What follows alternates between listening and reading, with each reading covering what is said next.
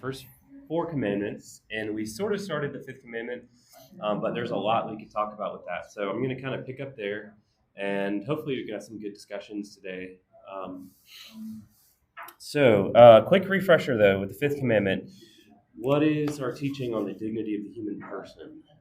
Anybody summarize that in a sentence or two?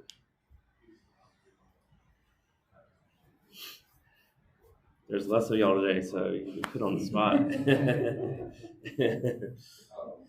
Sometimes, if you go to certain masses, you'll hear in the intercessions, we pray for the dignity of life from blank to blank.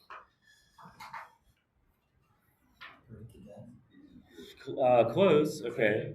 Conception to...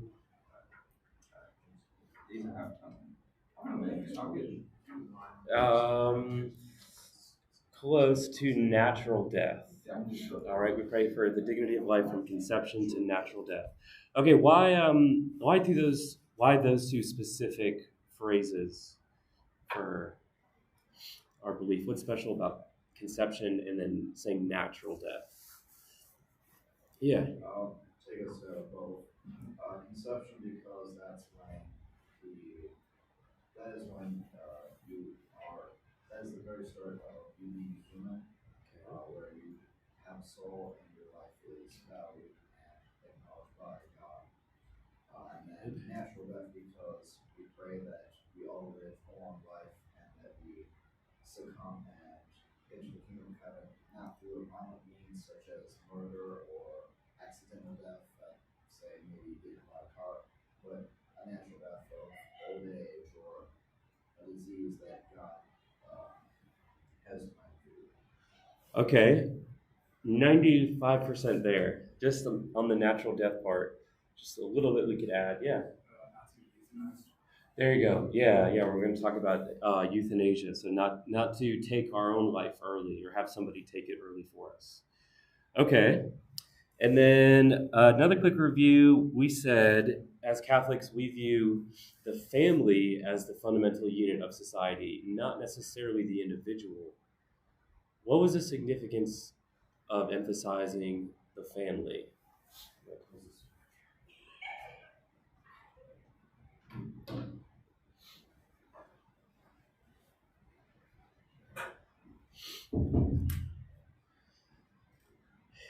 Basic building block of society, the family as opposed to individual. All right. I would say that we emphasize the family unit because to a certain degree, or you can extrapolate it larger onto different groups. So the very basic building blocks of the foundation is the core family unit, mother, father, children. Each has their own distinctive role in the family, and each almost represents a distinct role in society. To extend that outward, to look at it in terms of the church, in terms of governments, in terms of nations, in much of the world, is that certain individuals have a responsibility to provide and protect others. Others have a responsibility to care for individuals in a nurturing manner, and then have the individuals who are still in the process of learning. But in all that family, you also put God above it all, and sort of that. Okay. There's a lot of important things in what you said tied up there with the family. Okay. What would happen if we reduced it down just to the individual? Or what doesn't make sense about saying it's the individual? Think about how we come into being.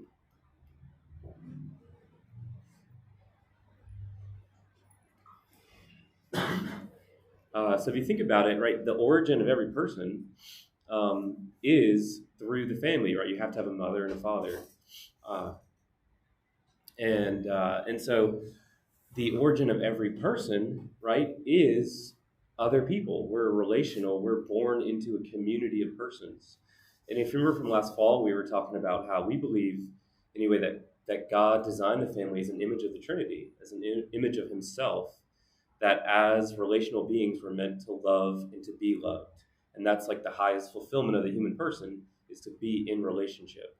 And so And so we come into being through this act of love of our mother and father, right? And ideally, we're raised in this communion of persons in a loving family, right? And then that sets us out for our own, as we become an adult in our own identity, to want to engage in a relationship and to start a family and to have that communion of persons again. And then, like you mentioned, that you can look at it in a broader perspective of entering into the church is entering into a family, entering into heaven is entering into family, right? And then ultimately entering into that beatific vision with God. Okay, so those are like two principles that I just wanted to kind of hammer down as we get into these more specific issues, because you're going to see that's sort of the logic behind the church's teaching on these other issues today. All right, so let's start though with not killing in terms of ourselves. So let's talk about drugs and alcohol. Who can express the church's teaching on alcohol consumption? Yeah. I could be lying about this, but the church permits the consumption of alcohol. It's just you must limit yourself to. You're not allowed to consume alcohol to the point of drunkenness. Good. I believe that's drunkenness. I believe that's the standard. Good. Why is that the limit, or what's the logic behind that? You can consume alcohol, but not to the point of drunkenness. You're not in control at that point. Good. Okay, you're not in control at that point, right? If you think when we talked about being in the image of God, what were the two faculties that make us like God? Yeah. Free will and reason. Yeah. Okay. And so what does drunkenness do? Right? It takes away our ability to think clearly, right? And then what do we do with our free will? We can't act properly because our reason is impaired. And so drunkenness, in a certain sense, not takes away, but hinders or distorts that image of God within us, and we lose this very human faculties, and we can resort to being like an animalistic type state with that. Okay, what if I have just a few drinks though, and I'm not getting drunk? Is it okay? And okay, yeah, that's right, that's right. Whew. No, yes, that's the Catholic Church is not against alcohol altogether, right? Like Saint Paul, for example, in the New Testament, specifically calls out drunkenness. All right, drunkenness. Good. What about drugs? Marijuana, pain pills, go down the line. What is the teaching on those things? Yeah. Okay.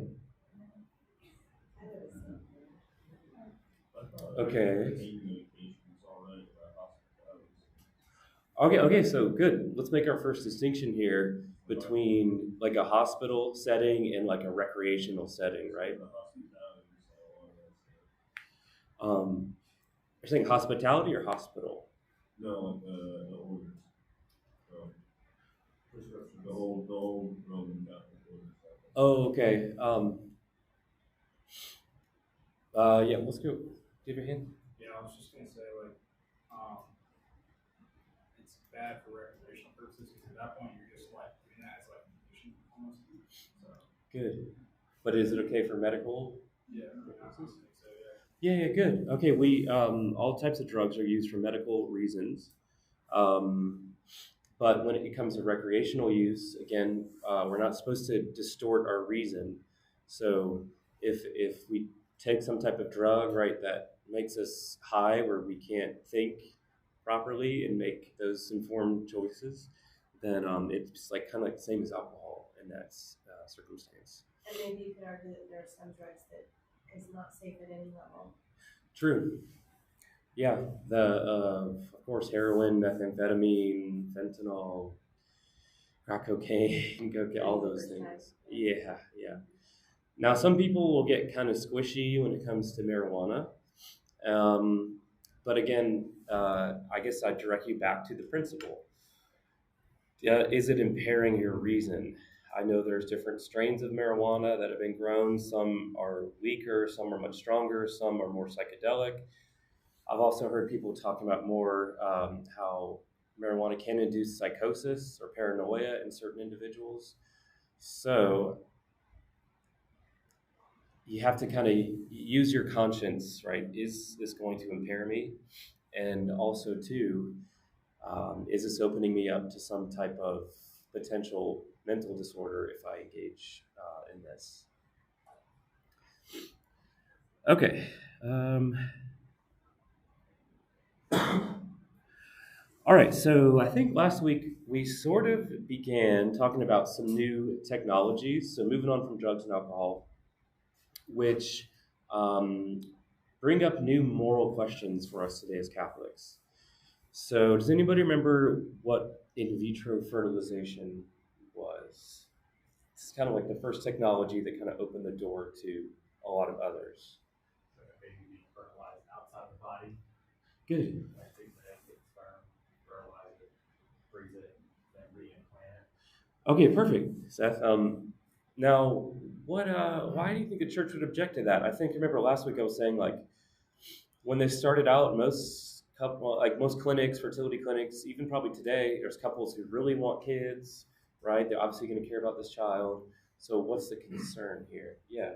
You're taking away like the intimacy between like a man and woman. Okay. Good. And that's usually referred to in the documents if you read encyclicals as removing conception from the conjugal act. Now, why is that again something to be concerned about? Removing the creation of a life from the conjugal act of a man and woman. Again, think about those first two principles we laid down.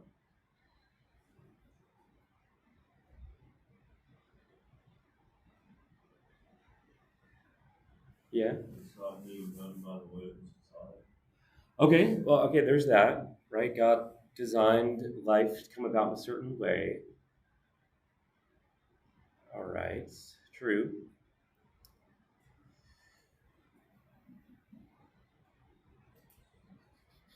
Again, think about the importance of the family. Think about the importance of our origin, identity, and purpose being rooted in love.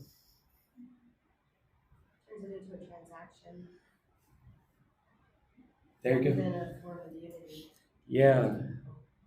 So the fear is that life and love becomes split, or life becomes some type of mechanistic process, some type of transaction, some type of scientific thing, instead of being an act of love between two people. Um, and so on those certain examples where there's a couple that really wants that child and they're going to love that child, that's of course better, right? But with these different moral topics, you have to kind of take them to their logical conclusion. And with a lot of things, right, once you open the door for one scenario, right, you can't close that door again. You open the door to every scenario. So where do you think the logical conclusion is if we say, okay, you can create life outside of the conjugal act? Where could that go? Good. So kind of like the engineering, like you pick fertilize a bunch of eggs and say, well, I want a boy, or I want green eyes, I want blonde hair. You just kind of discard the rest on putting a healthy child, genetic issues. So I think that's kind of where it's headed, or if not already headed. Yeah. There. Okay, it's like a type of eugenics. Yeah.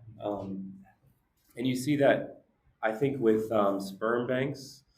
When you go, right, you're picking out what are you looking for, from the donor. Do you want this? Do you want that? Do you want the other? Okay. There's a really interesting show on Netflix about a particular doctor who was inseminating people for years with his own sperm, saying that it was other people's. Hundreds of siblings now Yeah. fighting each other. Yeah. Okay, so that's one way it could go. What is a different way that it could go?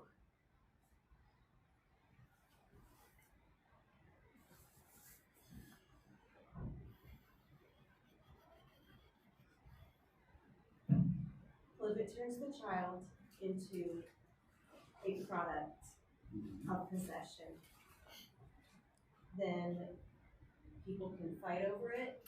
There can be custody battles over this Right. possession. And they sit there in suspended animation for years. It's not a dignity, it's the opposite of dignity for that human to be treated that way. Yeah. They don't deserve to be treated that way. Especially if a surrogate's involved, and there have been cases where the surrogate during the pregnancy has become attached to the child, and then they want to claim rights to it, and then, okay, so that can happen.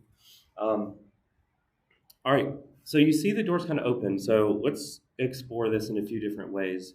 So one of the first things that started to happen was an interest in stem cells. So in the 80s, as these clinics were opening in the 90s, they're building up these freezers or repositories of extra embryos from people who aren't using all of them that are conceived.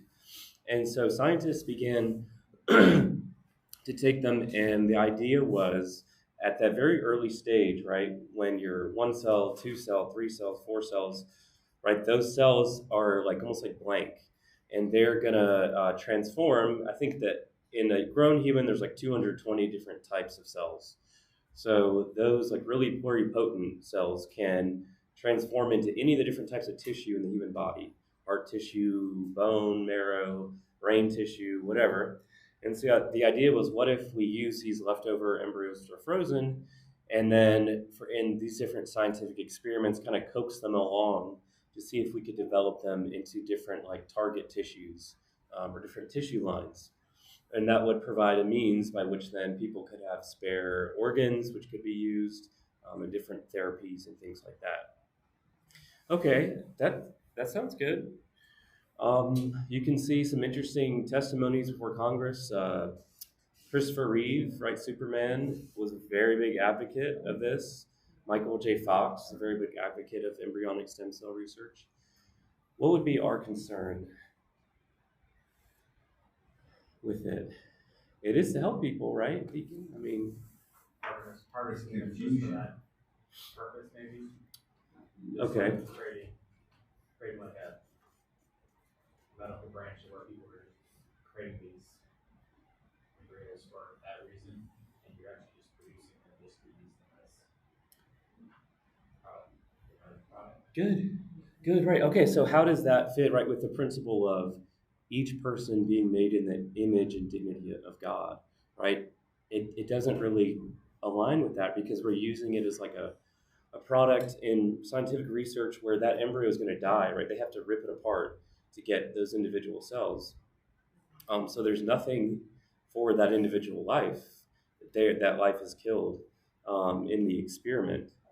So, okay, obviously this would go against our belief if the soul, right, begins at conception, and we believe that our human life begins at conception. This would be the killing of a person for the sake of medical research.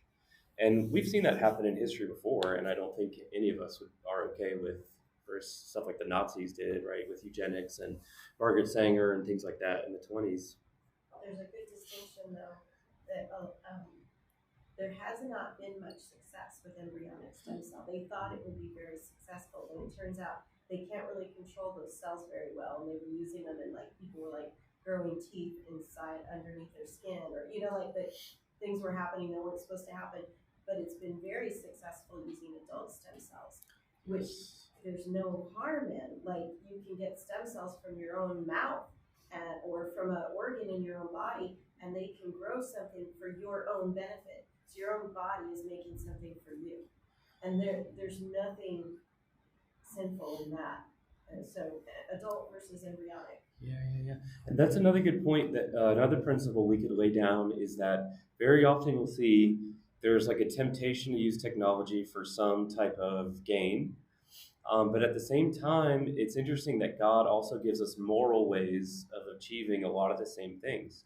So adult stem cells eventually overtook this whole embryonic stem cell research because, like Christina mentioned, the embryonics would end up creating tumors, and they never really were able to make any therapies with it. But if you got a cell from an adult, which was already like half the way formed to its target, they were able much more successfully. And there's tons of therapies that they've done with adult stem cells to regenerate certain tissues. Yeah. I think personally, like when you do like an embryonic part, you're just taking like the human aspect out of it. I feel like even though you're still forming like the baby, I just know you're taking the human part out of it. It's being like almost artificial. Yeah, right. And what if we again took that to its logical conclusion? Because another technology that's being worked on is artificial wombs. Um, and so, what happens when we can not only conceive of a life outside of the womb, but then we have like an artificial means to grow that life to birth? Then you literally take the parents out of the whole equation. And what does that mean for the child? Well, they're left right without that loving community that protects them from the world. And I have no doubt parts of our government, other governments would take advantage of that, and I don't know what they would do, but There's a whole growing community of people who were born through in vitro fertilization who have banded together, and they're angry because they say, I was robbed of having a father or a mother. This decision was made for me by people who supposedly love me, but they stole from me what should be mine as a human being. What I'm entitled to is a mother and a father, and they don't know who their parent is. especially when people donate to sperm banks or egg banks, you remain anonymous, so that whatever child is conceived from that, they can't go back and find you. There's a repeating lesson in the Gospels, and it always comes back to it today. You hear His voice, harden not your heart. And like I think about the time before we started having abortion. They first started having abortion when I was a child, and couldn't see it. It wasn't anything. It wasn't whatever. So you knew it was something. So we decided, okay, we'll go ahead and do this in the first trimester because it's not a child yet. That's really what the Supreme Court decision was. It wasn't a person for the first trimester. So you do that, and this is a really great lesson for us in our lives. Then it's 91 days. Then it's 100 days. And then you harden your heart again. Well, it's got a heartbeat, but it's still nothing. Until your heart, every step you harden your heart until now the child could easily live. Some of them have lived. You got to go up there and really, it's literally you tear the child all apart to get the child out, in pieces, and you kill the child while it's in the room, where if it was just this much in a different spot, okay, it would be a human being. Now we harden our hearts again, and we keep on doing this, where you have this artificial womb, and this is not a child because it doesn't have a parent. You raise him up and you take his liver. If you need his liver, or you take his kidneys, and then you harden your heart again. You start farming them. You know what I mean? So you have the people that have the means and the wealth, and they start harvesting children. It just keeps on going until somebody finally starts going the other way and softening their hearts instead of hardening. But it also happens in every part of our own lives. What we do with our own lives. Yeah, that's a great point. When you push past the biological boundary of conception, right, which is so clear, after that it's there's not another boundary that you can really distinguish. And I thought it was interesting. Cecil Richards, who was the CEO of Planned Parenthood for a long time, in an interview they asked her, "Hey, when does life begin? Right, you're in the business of abortion. You should probably have thought about this."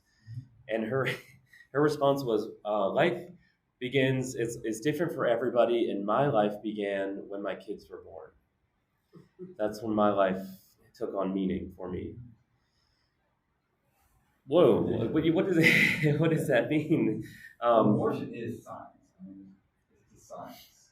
Yeah. It's not even an opinion. If we picked up a glass here and we swabbed it and we got the DNA off of it, we say this is a person. And that's the first thing they did. Right. Right. And that you say that's a person, that's how we identify it. What is a person? and people might mock us or mock you for believing that life begins at conception.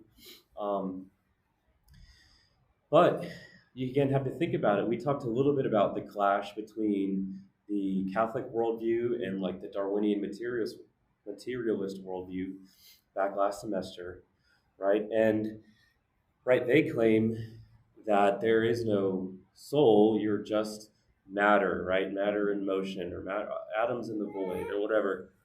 All right. Well, for us, though, there's a mystery to human life. And even though the life begins as like a one-celled embryo, you can't encapsulate the mystery of a person in that physical cell, right? Because think about everything that goes into a human being, right? They, as a person grows, right, they have relationships. They begin to form a past. They have a present that they're living. They have a future. They have hopes. They have dreams. They're going to do things in the world. They're going to probably make this world a better place. They're going to hopefully go to heaven and participate in the beatific vision. And so for us, yes, life can seem very small and fragile at that stage, but you can never wrap your mind around the mystery of what that life is.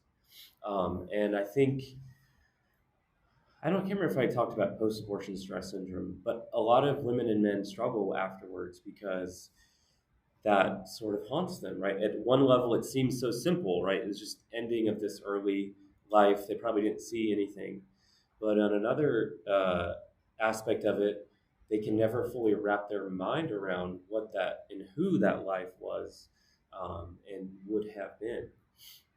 So I think that's important to remember. We don't want to judge the dignity of a person because of their size or because of how well developed they are, right? We want to bring in that element of mystery, right? The element of the soul, right? That's where the image of God lies, and that's where our dignity lies. So anyway, I think that's helpful because it's not a popular thing to hold that life begins at conception, but it's I think the right thing. Okay, where else can this go? All right, we talked about stem cells. Another area of research, if you do some Googling, you'll see for the last several decades they have also tried to create human-animal hybrids by mixing, DNA at this embryonic stage from humans and pigs, for example, or humans and monkeys.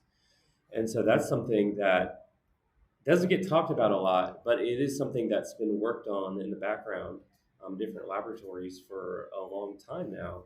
And again, the goal maybe stated is that, well, if we could create a pig who had some human DNA and grew a human heart or something, right? Then we could harvest human hearts and we could have spare organs for people. Okay, but yeah, what would be your objection to that? I mean, that doesn't seem as bad. How are they getting the human parts for that animal fiber? Are they getting adult stem cells and trying it that way? Or, are they using a fertilized egg? There you go. And destroying the life? Good. That's definitely one reason, right? They have to destroy life to get that DNA to create this hybrid life. Okay. Then also, too, I think you really blur the lines between, what is human and what is not human. There was one video I was watching that made an interesting point, right? What if, this human DNA isn't just the heart? What if it's like part of the brain, but it doesn't necessarily look like a human? I don't know. It just brings up a lot of very difficult questions. So I think that's certainly one of the concerns.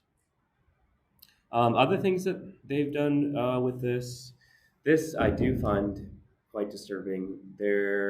I saw an article by NPR. There's a laboratory called Conception, and they've been working on taking a human adult cell and reverse engineering it into basically acting like a female egg, so that they can then, let's say I'm a single man and I want to have a child, they could create an egg from my own body, take my sperm, and then fertilize this life. But this life would only have one parent; it would just be me, right? And Kinda. yeah, kind of. And then they could use whatever IVF and surrogacy or artificial wombs, and so their goal is to allow anybody and everybody to be a parent if they want to. Or you could take a gay couple and create the egg from one of the men, use the sperm from another, right? And then that gay couple could both, have their DNA.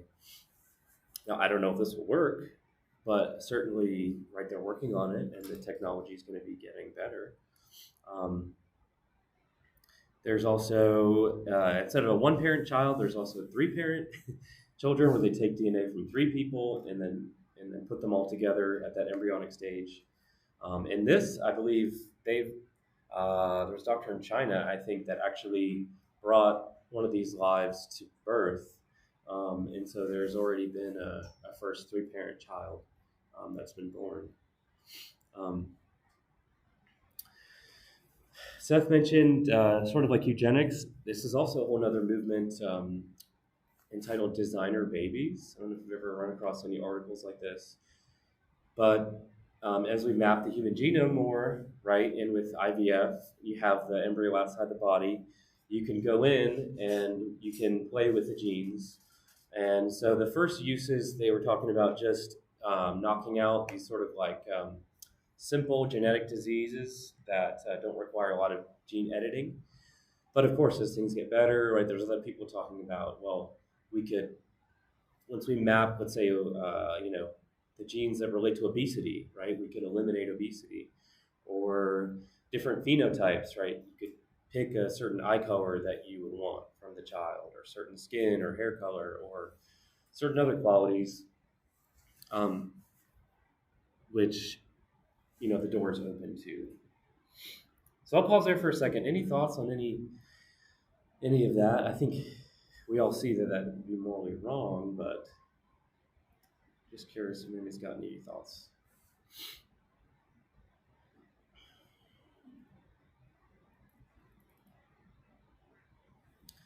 How would y'all reconcile this? So on the one hand, you can see we're doing everything possible to create life by any means, right, with these new technologies, but yet also at the same time, our culture promotes taking life, killing life, like with abortion or with euthanasia. So what's the deal here? Doesn't that seem contradictory? Or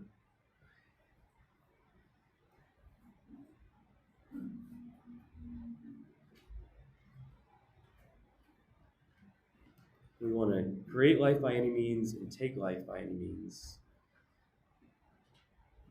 Seems odd, right? Or is there a common sort of stem between those two things? Like God. Okay, what do you mean by that? Well, just kind of, I feel like it's okay because I justify it by these reasons to make a life, and then I can justify by these reasons to take it. You can kind of justify your way into for these circumstances. This is okay, and for those circumstances, that's okay. So it's kind of what I feel. I'm in charge. Yeah. Whoever's in charge. Good. Yeah, I think you're exactly right. And Pope John Paul II said basically that same thing. He called it a Promethean urge to control life and death, right? Prometheus from ancient Greek mythology, who stole fire from the gods, stole the power of the gods to give to humans. And so in a certain sense, I think you're exactly right. It's not that we care about life or death. We embrace both when we want to, but really what's at the root of that is we want control over life and death as human beings. Um, and this is summed up in a movement which has, I guess you could say, been simmering for many decades, but is becoming more popular. Has anybody heard of the transhumanist movement? With the machines, is what you're talking about? Yeah. The AI and getting chips implanted and all this. Yeah. So yeah, when you get home, Google transhumanism, all right, and just see the different stuff that pops up.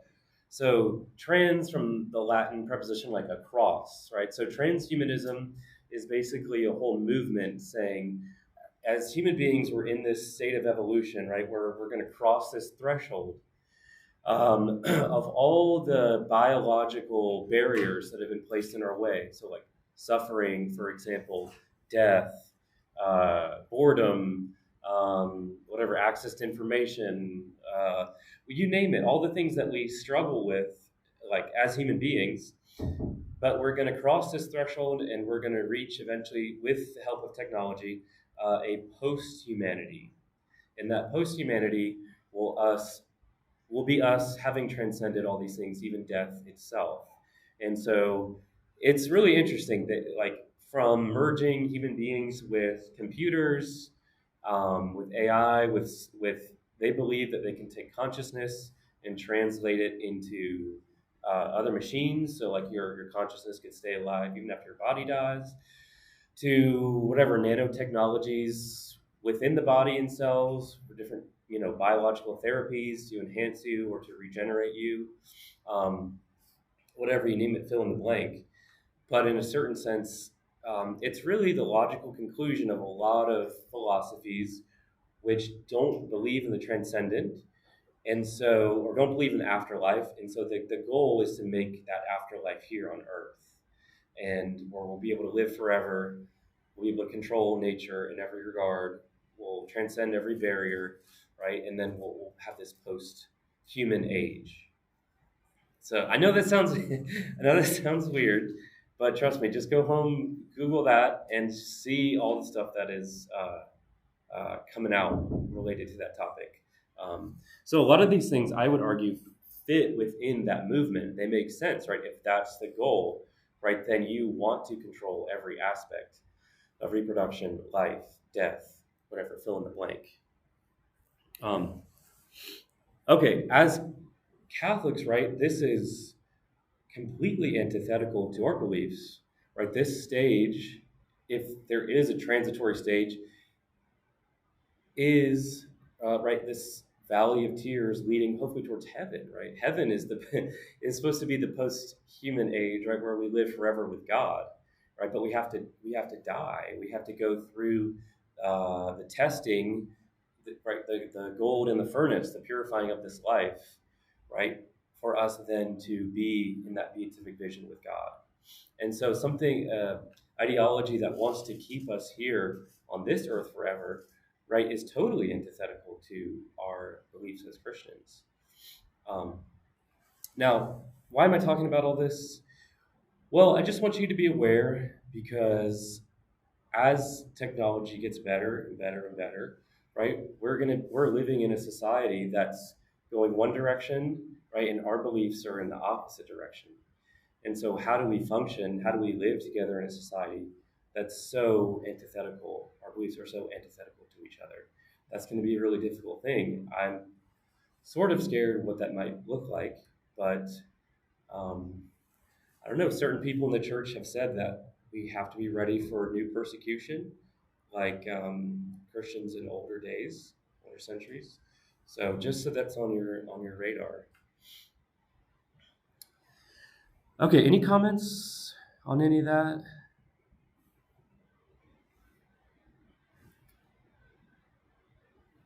Okay, let's keep going then.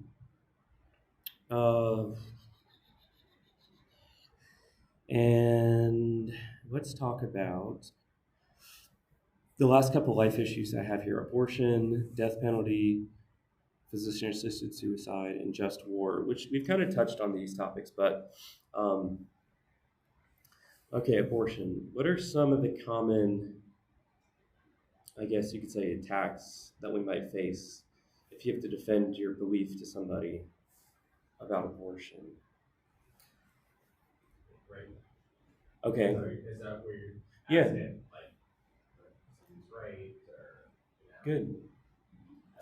what it's a child being, like, we're going to force a child to carry term. That's usually the arguments. The most extreme arguments are the ones that are most often used. Yeah, you'll get that a lot. What if the woman is raped? Are you going to force her to go through giving birth? Okay. Is there? What it is how can we get, like if you look at it from their point of view, how can we get you to cross this line? You got this line here, how can I get you to cross this line? So they use your love against you. Your love for this person who's pregnant, your love for this person who's raped, your love for this person who was treated with incest, or whatever. I know you love this person. How can I use this love against you so that I can get you to cross this line? Because once you cross that line, it's not a medal. Right. Once it's okay to kill, like when you look at it like this, say, what about in the case of rapists? It's the only crime in the world where you kill a child, not the rapist. It really kind of gets me on that. Okay, so because who's going to bear the brunt of this crime? Is not, you say the mother who's pregnant. Well, yeah, she's going to suffer. The suffering's not going away when the child dies. Right. It's still going to be that way. And but once you cross that line, there's a lot of things like that. When you look at the rules of the God case, it has all these rules, and we look at them like they we're imprisoned by these rules. The truth is, it completely sets you free. You can do whatever you want to inside these rules, and you don't have to worry about it. Yeah. But once you cross these other lines, there's not another line. And it just keeps on going to, okay, that's what I say. If today you hear his voice, harden not your heart.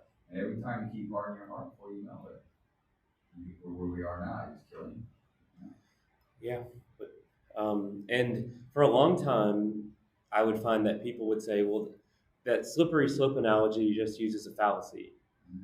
But I think people are waking up to see that actually I don't think it is a fallacy. I think that's why they reversed it. The road versus way. I think that's why they reversed it. They're seeing, is what we're saying, okay, I need a new kidney. In 10 years, I can have one. All I got to do is just raise this child and take a kidney. If the child belongs to me, okay, if it's whatever, then, and you say, well, that would never happen. The stuff that happened now, we thought would never happen. Yeah. 50 years ago. Yeah, exactly. It would never be a late-term abortion. It would never do that. Yeah, just think about, we were okay with partial birth abortion for many years, and they're trying to bring it back. It's a small jump from that to just bringing the child out and killing it. It's not as big a jump as it was when it was the first term. Right. And it's really not that big a jump at all. Right. Okay, so that's a good one. So wait, what would we respond to? Well, this woman was raped, and well, I think what he said is you really shouldn't respond to that by killing the child. It's not really gonna help. Like the old saying, two wrongs don't make a right. okay. Killing a child, it's not really gonna help the situation. Yeah. Yeah, I guess in their mind, it's like when you kind of free them from the burden of having to go through labor and then having a child, and there's adoption, there is going to be some pain involved, obviously, some. Right. But killing, I heard debate between two people, and the guy was like, "Look, my daughter was raped. I can't tell you that I should. Killing a grandchild isn't going to solve the problem." So, but that's a good response. Is like think about it, or also don't use, if you're using that argument, it's like, well, take that argument off the table. Are you okay with, or would you be okay with just in that particular situation and illegal for everything else? And 99 of the 100 times will say, no, I want it for everything. I just was trying to use that free argument to Yeah. get my point across. Yeah. So is that okay? I can see. So you'd be okay with in every other circumstance, it being illegal. So no, it's kind of a way to kind of like see where some of these arguments of good faith, but usually they're not. They're talking about that. Good. Yeah, good point. And I think that what we don't realize is when you cross that line, when you are willing to kill a child, it's not like, is this okay? You're comparing one pregnant person that was raped and the world that we're going to form when you cross that line. That's the thing. It's not, is this okay? So what's the world going to be like if this is okay? And that's what we were racing to, you know. And it gets into child experiments, harvesting kidneys, and it just keeps on going on and on and on until there's just no dignity in life at all. right. And it's just nothing to kill anybody. So we have complete control. Right? You can kill a child, you can easily kill a dog. Yeah, I mean that was Mother Teresa's point, right? Yeah. It just kind of keeps on going. So it's really the world that you create when you cross that line. Okay. You have another issue of when the mom has cancer or something and she's pregnant. Oh, good. Okay, so there is. I had that. Yeah. Yeah. I had that. There, in Catholic moral theology, there is something called the principle of double effect, and that is, and we briefly talked about this before, but sometimes life presents situations where kind of in between a rock and a hard place. So you couldn't be treated with her Well, child. but the problem was that they found out that I had cervical cancer while I just found out I was pregnant with my child. So in the military, my husband was in the military at the time, so you have to go through all this genetic counseling. I was 38, and I said, just save my child. But that's not the first and best answer because they may not be able to save me, but they also may not be able to save the child. So your body is like a petri dish at that time that you're pregnant and everything grows. So you're at a great risk for the cancer being greater as the pregnancy went along. And then you also face the possibility of that passing to the child. So it's another issue. What do you do? I just decided to put it in God's hands, but that doesn't work for everybody. You don't know. Yeah. And you just see what happens. I was very, very lucky. So yeah, one of the principles that we laid down was we can never directly take the life of an innocent person. So in that scenario, when you have to choose between a life or a life, right, what you can do is choose to try to save a life, and indirectly that might harm one person or the other, but what you're not directly killing either of them. You're trying to save both of them if possible, or one of them if not possible for both. And the result may be the other one may pass away. But I guess that the distinction would be like with abortion, right? You're going in and directly killing them. So like in this scenario, we wouldn't be permitted to have an abortion in that case, but you would be permitted to take like chemotherapy or something, right? And that might indirectly harm the child, but you're not. An abortion, right, is directly ending that life for the purpose of ending life, right? For the purpose of saving the mother. Because that was a really tough decision because my husband didn't know Shakespeare, but he knew Hebrew pretty well. Yeah. So it's like, how do I have them step into the unknown and not save my wife? That was a really difficult decision. Yeah. And Christine, you mentioned ectopic pregnancies the other week, which is a similar thing. Yeah. So yeah, we can't directly kill the innocent, but you can try to save hopefully both, but if not both, then one or the other, and that might result indirectly in the death of one. So Sometimes you just can't figure it out. You just kind of keep going. It's just tough. There's a saint who, Gianna Mola, yeah, a doctor who developed cancer, I believe, while she was pregnant, and chose to not do anything to treat herself because she didn't want to risk harming her children. She did end up dying, but her child her survived. child survived. But that the church doesn't even ask you to go to that. I mean, like, that's a heroic gesture, It's a very slow you know. time.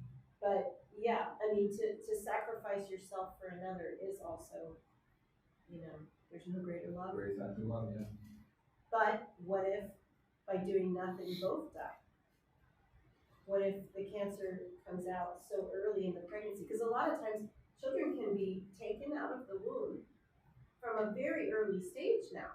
You could go halfway through. Yeah. If you can make it to about 23, 24 weeks, some babies even survive at 22 weeks. You can take the baby out. It's not the most ideal for the child, but with the technologies we have, the child could live, and then the mother could be treated at that point. But what if that's too late even for the mother? So then you really have to pray and talk to bioethicists and make your choices step by step, little by little. Good points. The church doesn't tell you you have to fully sacrifice your life for another, but you can't go ahead and just kill another life Right. to preserve your own. Yeah, there's a big difference between killing something and letting it die. Yes. Yes. Huge difference. Yes. Good. Yeah, good points. All right. We got like 3 minutes here.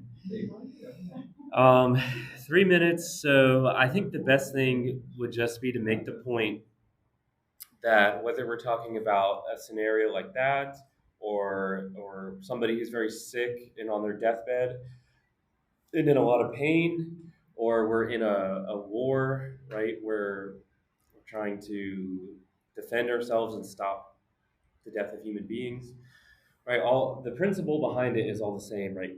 We want to preserve innocent human life, and sometimes we have to take non-innocent human life in the preserving of that, right? But we can never take the innocent person's life, which is different than like with the euthanasia, with letting somebody die. The church recognizes that death is a part of the human condition, right? The fallen human condition, and so there is an acceptance when someone's at death's door, but we can't speed that up, right? Like we can't speed up the death of that child and abort them. We have to always keep that principle at the heart of what we're doing of protecting the innocent. There's a good example of double effect also in not in assisted suicide, but in people who are like in hospice or in extreme pain and they're on their way to death. The church teaches that if you are using pain meds that are very strong but needed in order to keep the person out of pain. Now, this is their personal choice. Maybe they want to be conscious, and if they get that much pain meds, they might not be conscious anymore. But the goal is to get them out of pain, but also knowing that this high dose could hasten their death. It could shorten their life because it could become toxic to their body. That's another form of double effect. Yeah. That and again, every case is different. So that's why you have to pray and talk to other people about it and if you get out. the principles down right, then you're able to apply those principles as you go and have a little bit clearer vision of what the right thing is. I had to do that with my brother with morphine. And every time I would give him morphine, it would just come out. I'm just doing that. Well, it really was. You could tell his face would change when he was in pain and he would relax. But he didn't die very long after I gave him morphine. So, I said, Lord, I was doing that again. If that kills him, and I don't know. It's a tough call. But it's tough. No, you don't want him to suffer either. Exactly. And he wasn't gonna, like the nurse would say, sure, give him this much sugar. Are you worried that he's gonna be addicted? You know, and I guess I'm not. You know, and so Yeah. But the truth is they also helped me that, through it. that suffering, we choose to suffer, but we can't impose suffering on another. So you want to alleviate the suffering of somebody else. But if I were the one in hospice and maybe I make the call, no, I want to feel this pain. I want to turn it into something redemptive. I want to offer up my pain, you know, for my family, or to save souls in purgatory, or whatever. I mean, but that's a personal choice you can't impose on somebody else. So. Yeah. The only thing I'd add to that is I believe Pius XII does say not to medicate somebody to the point where they can't make like a last confession or have like final like reconciliation with loved ones. Wow. So just keep that in mind. Yeah. Also. All right. Well, this flew by. So thank you guys for coming out, and yeah, I'll see you next week. That's it. That's it. Thou shalt not kill. Yeah. Don't worry, we have the 6th commandment next week, so we're gonna get in a bunch of more stuff. If we all turn the tables real